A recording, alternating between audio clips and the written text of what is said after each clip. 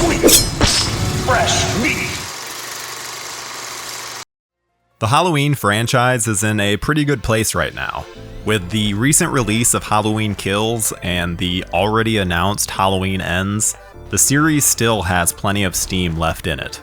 But prior to David Gordon Green and Danny McBride reviving the franchise, Rob Zombie had all but killed it.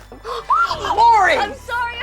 Okay. While we've talked about Halloween 3D from Patrick Lussier and Todd Farmer, there was another script around the same time from a different horror duo.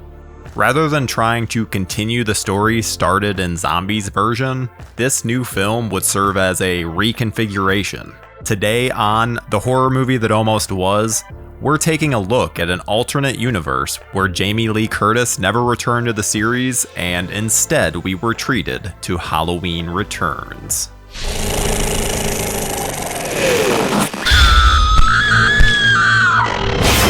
Halloween has seen many ups and downs over the last 2 decades. Trick or treat, motherfucker. Yet its reverence with the fans has always been absolute. Totally. Because of this, the question of a new Halloween has never been one of if, but one of when.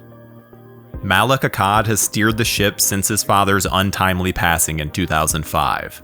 After Zombies films took the series in a different direction, Akkad wanted to return it to its roots. Fresh off the success of multiple Saw films, Patrick Melton and Marcus Dunstan tried their hands at rebooting Michael Myers. Melton and Dunstan started off their career on the show Project Greenlight, where their script Feast was made into a feature. From there, they became regulars of the horror world, writing scripts for Saw 4 through 7 and Piranha 3 Double D. Eventually, they would develop their own original series, The Collector, which would then be followed by The Collection. While Melton would stick to writing, Dunstan would expand his talents to directing as well. With this kind of resume, it's no surprise that Akkad approached the duo about rebooting Halloween. I want to thank you guys for watching The Horror Movie That Almost Was, and ask that if you enjoy our shows, please subscribe to our channel right now. Like this video and click on the bell so you can be notified each time a new video goes up. And now, back to the show. There's one interesting concept that David Gordon Green brought to the series with his 2018 film: ignoring all the sequels. His movie served as a direct continuation of the original film. While this has been met with mixed reactions, it still kept Carpenter's '78 original intact, and didn't have to deal with all the messy continuity problems. Dunstan and Melton decided to go in a completely different direction, and it's hard to imagine it being successful. See, their solution to the very complicated history of Michael Myers was just to do away with it completely, and write their own version of the events. That's right, completely retcon the first 2 films, and therefore the entire series. Death has come to your little town, Sheriff. While the general story of Michael escaping from an asylum remains true, and he does kill some Haddonfield residents in the process, that's about all that remains the same. Instead of the 4 we see killed in the original, the body count is up to 12 here, though we're not told exactly who. Loomis has been replaced by some guy named Dr. Paul Rogers, who was briefly mentioned in the original Part 2. Tell Dr. Rogers. Tell him you couldn't find me. Tell him anything. I can't leave Haddonfield now. He serves the exact same purpose as Loomis, so it really just feels like changing something to change it. And it's changed in really arbitrary ways as well. It's alluded to that events of Carpenter's original actually happened, and yet the characters here all have cell phones and iPods, despite the fact that this would put the film in 1988. So the screenwriters are saying that Carpenter's original film happened, only it took place in the 2000s, and there were minor details changed. Why they didn't just show us these changes via a full-blown reboot is beyond me. To be perfectly blunt, there's not a whole lot out there about the production of this proposed film.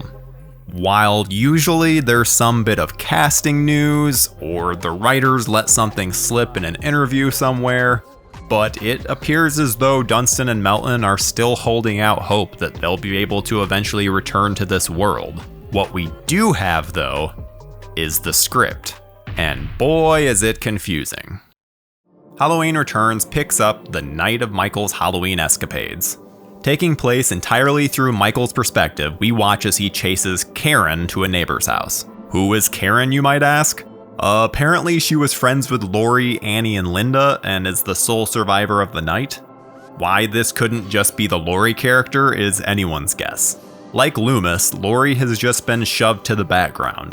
While this part is really confusing and serves to reconfigure the events of that night, it is cool to see an entire chase sequence through Michael's eyes. It really plays with the gimmick of the original film's opening and expands upon it nicely. But that's essentially where the compliments end. The rest of the story follows beats that I have a hard time imagining being successfully pulled off. Dr. Rogers gives monologues to Michael about just how evil he is. And we're even given an over-the-top execution scene where Michael breaks out and kills a bunch of guards.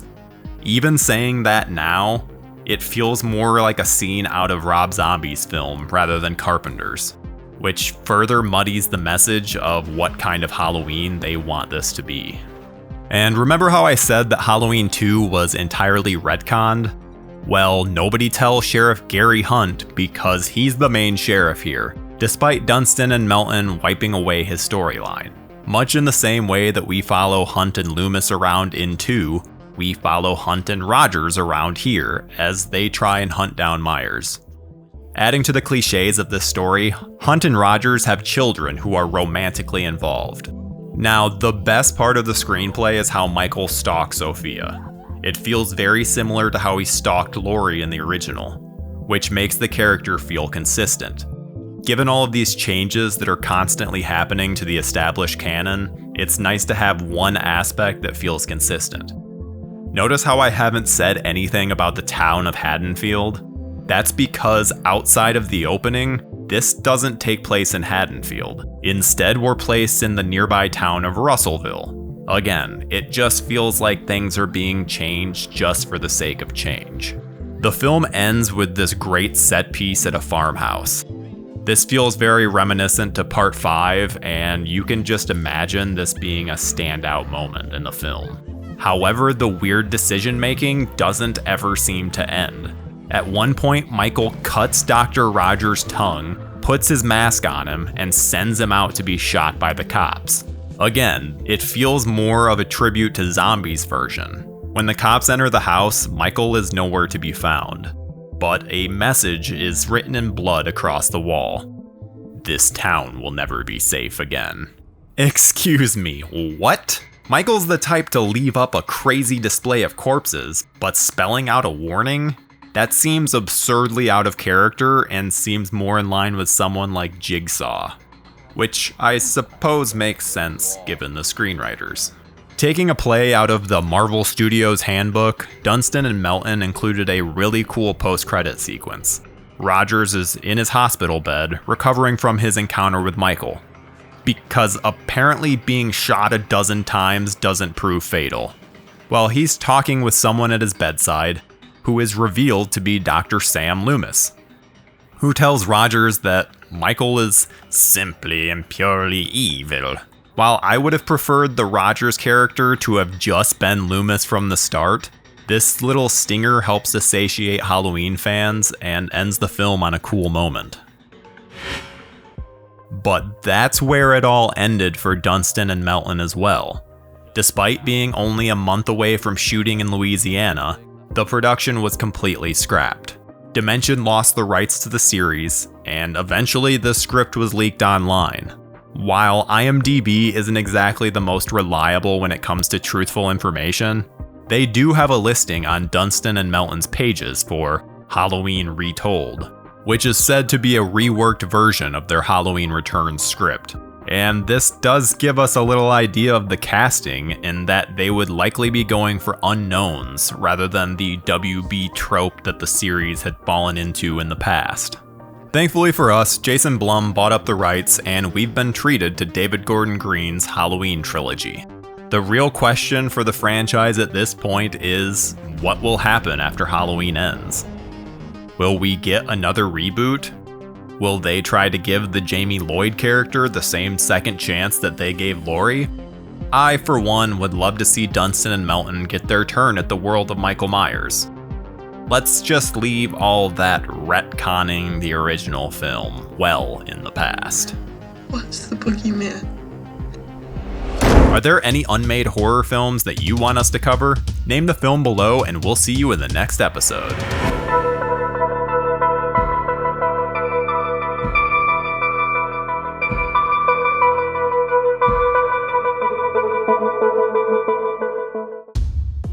Thank you for watching our show. If you like what you see, please subscribe to our JoBlo Horror Videos channel, tell your friends who like this sort of content, and turn on the bell to receive notifications for all of our latest videos.